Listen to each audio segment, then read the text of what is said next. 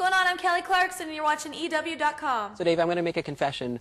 I'm kind of totally jealous of you right now because you just got back from LA where you hung out and got amazing access to Kelly Clarkson for this week's EW cover story. She actually let me come to her house in Los Angeles. She calls it her crash pad. I mean, it's a dream crash pad. It's a beautiful house. And she played me her new record, which is called My December. I decided to call it that for several different reasons, but the main one being, you know how you always look forward to January? Because you get a fresh start and you feel like, you know, this year I'm going to do this year I'm going to do that.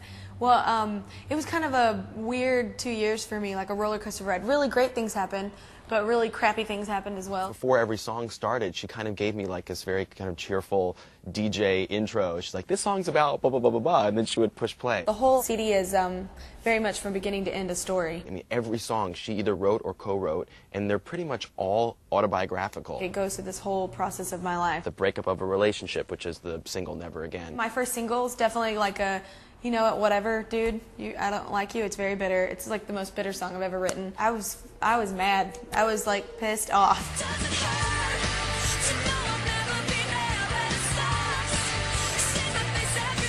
I wrote it 2 years ago, so it's kind of the beginning of the record. It was like magical, that one. Like it came together really, really quickly, and just from that.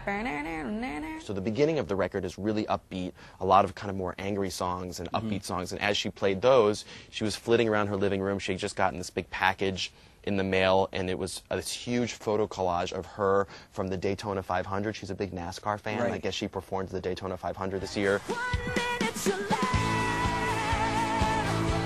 All these snapshots of her in the NASCAR cars and with the racers, so she's opening that and there's styrofoam peanuts flying everywhere. Wow. But then as the album got towards like the second half and it gets much more mellow and much more dramatic, she stopped kind of moving around the house and she sat down in this leather chair that she was sitting in, and I could tell it was emotional for her to listen to it. There was even one point where she was talking about it and I could see like there was a tear and she had to stop and wipe her eye. This is a very emotional record for her. Do you think it's going to be as big as the last album, which, you know, obviously that's a hard standard to meet? I know. I mean, Breakaway, her last record, sold 11 million copies. She even admits this album probably won't sell that many. Some people would say there's no monster hit like Since You've Been Gone on it.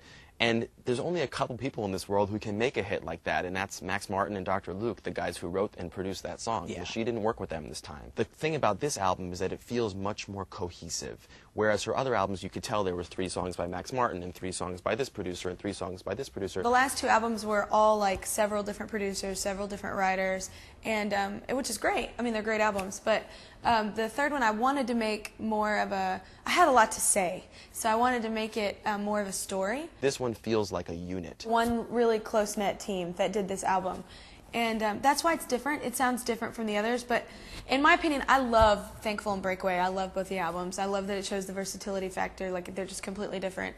But this album's different, and it's better. Did she address at all any of the controversy, all these internet rumors that the album is going to be pulled and that, you know, Clive Davis went spastic and wanted her to re-record it? I should have asked her about that. No, just kidding. I mean, we talked about that for a long time. She actually handed this album in months ago, and the record company sat on it and kind of wanted her to maybe tweak some stuff or maybe re-record some stuff or do some other songs, but she really held firm. I always want to try new things and never be afraid to step out of the bubble just to sell records. I think that's, you can read through people, like you can see through why people made a record.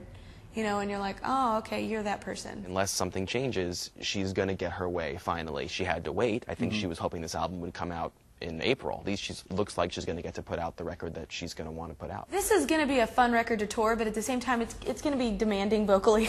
It's so cheap to me, but people will be like, hey, you're in Indiana, so don't put on your best, you know, save it for New York. And I'm like, why would I do that? That's so horrible.